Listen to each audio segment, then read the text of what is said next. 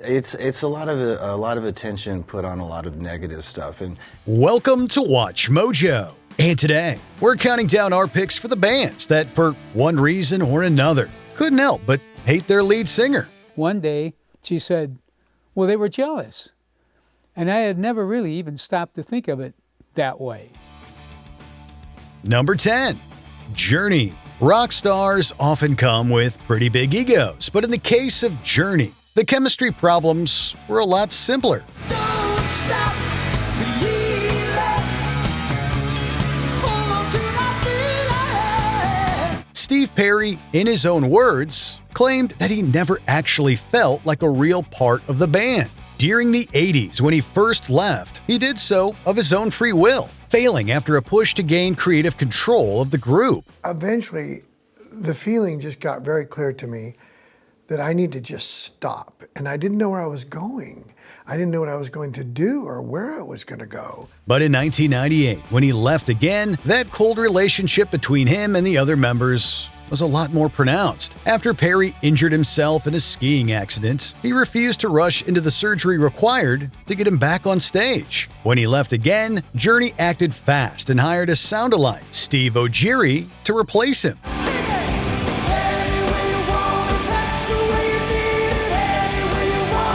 Number 9, The Smashing Pumpkins. Billy Corgan might be one of the leading figures of alternative rock, but he's certainly a difficult character. For me, being in a band's like being in a family.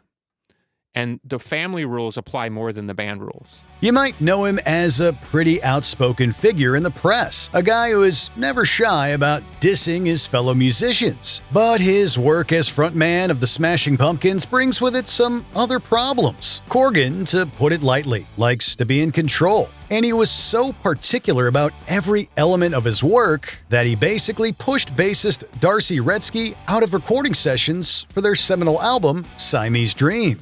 I don't think the real story is as interesting to people as the story they want. And if I feed into that, then I sort of create this never-ending woulda, coulda, shoulda. Corgan insisted on re-recording her tracks himself. By the time their follow-up album came, Corgan was actively pushing everyone out. Retzky eventually left, and the band themselves broke up in 2000. So it was like just different lanes of commitment in my mind. But I'm more appreciative as time has gone by that everybody approaches music completely differently.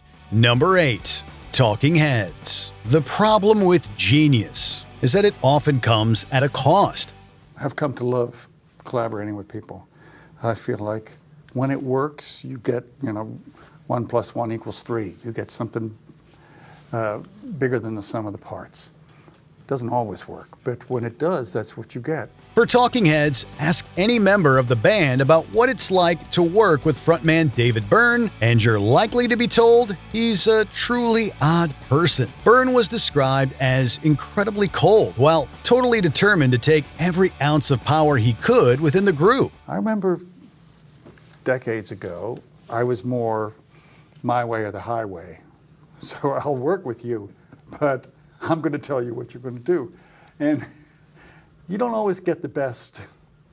It can work, but you don't always get the best results. Byrne, who describes himself as being on the autism spectrum, found it difficult to empathize with his bandmates' wishes, rarely made eye contact, and would be critical of any success his peers had outside of Talking Heads. Bassist Tina Weymouth and guitarist Jerry Harrison in particular had very few kind words about him as a collaborator, leaving the idea of a reunion at next to impossible. How did it feel when you guys were up there together?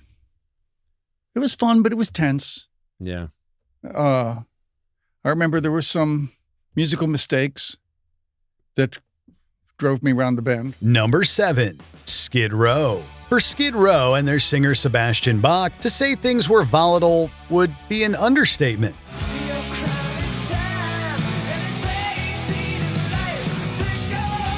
A band like that was never going to have a long prime run. Though they hit big early, Bach's ego was an issue. And in 1996, he was fired from the band after a disagreement following his decision to book them as the opening act for Kiss without consulting the others. It was the beginning of the end for the band, pretty much, even more than the beginning of the end. It's like Was it the like band was- infighting and the band was like, Yeah, the band was just falling apart. For one thing, it showed that Bach has little regard for his bandmates, and on top of that, their bassist Rachel Bolan was already booked that night for a gig with a side project. Whatever happened behind closed doors on that night, it was the final nail in the coffin for Bach's time with the group. But I always get this, when are you going to get the band back together, the reunion tour and all the thing? And I'm thinking, he's going to say, that he goes, and I go, yeah, promoters are waiting. And Sean Penn goes, dude, I've been waiting for that.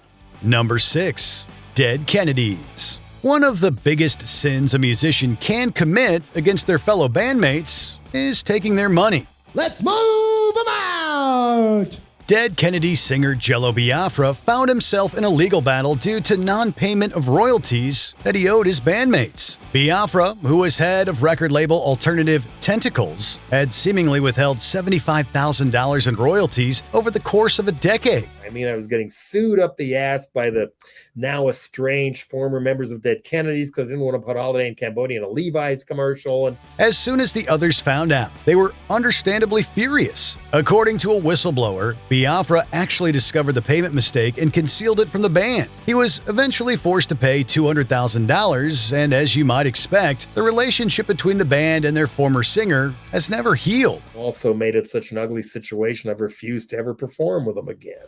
Number 5. Van Halen. Stylistic differences within a band generally boil down to musical decisions.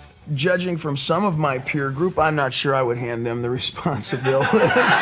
But in the case of rock and roll wildman David Lee Roth and the rest of Van Halen, not so much. Roth firmly believed that the band needed to put more effort into their look and their on-stage presence. Sounds like a pretty fair suggestion, right? What happened with the old band is after a while, that kind of activity slows down a little bit. Well, when the singer hired a photographer to shoot him in a very risque bondage-influenced fashion for their next album cover, the band were not happy. The rest of them very clearly wanted to put their music first. But Roth's superficial priorities and constant showboating on stage were becoming a problem, and eventually he left to pursue a solo career. But what happens is they get very bitter and very angry and very harsh, and that's not why I joined music. Number 4. Queensryche. Every band has their breaking point, and despite years of success as one of the most successful progressive metal bands of their era, Queensryche found theirs in 2012.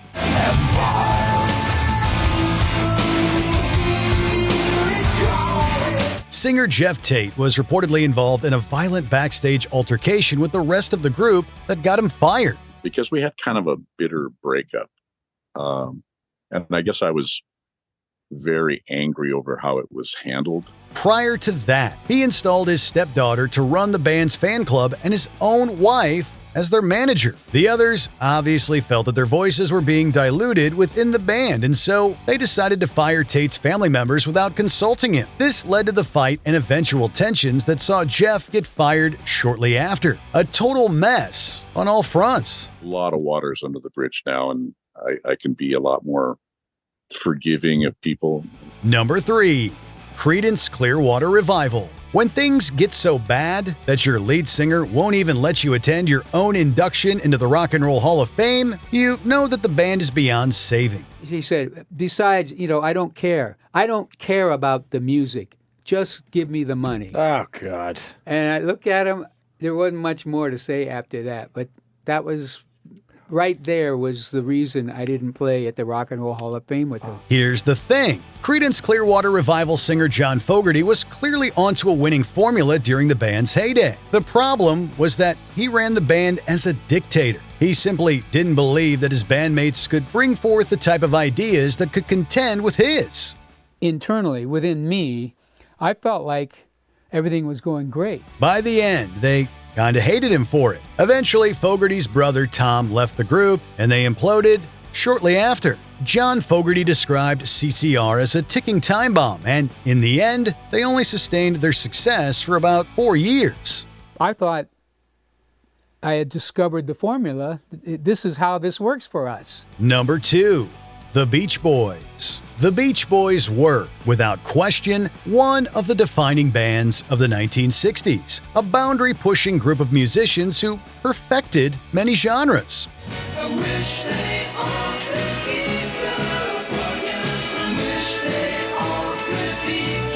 But at their core, they were a deeply troubled band. When their main creative force, Brian Wilson, descended into a substance-fueled downfall that damaged his mental health irreparably, his bandmate Mike Love grew impatient.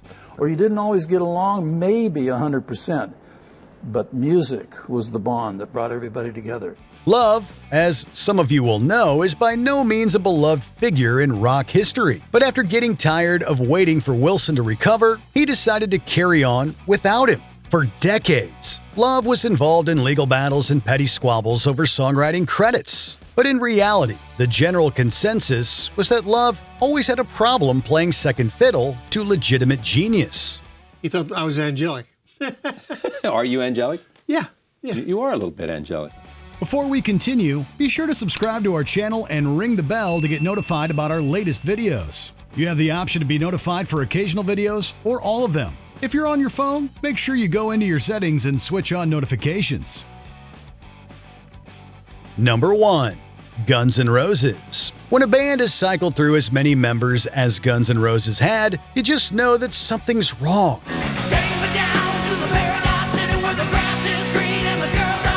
The 1980s saw GNR climb just about as high as any band could possibly climb. But at the center of it all, Rose's addictions and rapidly growing ego were getting out of hand. He battled for attention, creative control, and ultimately every inch of power he could claim, fighting his bandmates, most notably guitarist Slash, to the point that he quit. It wasn't even me necessarily leaving the band.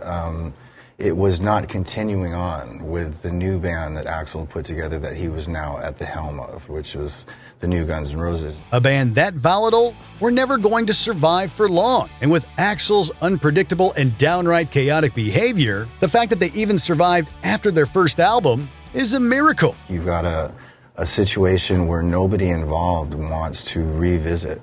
It's not just me, it's the whole band. But what problematic lead singers did we not mention? Be sure to let us know in the comments below. Every girl comfortably numb.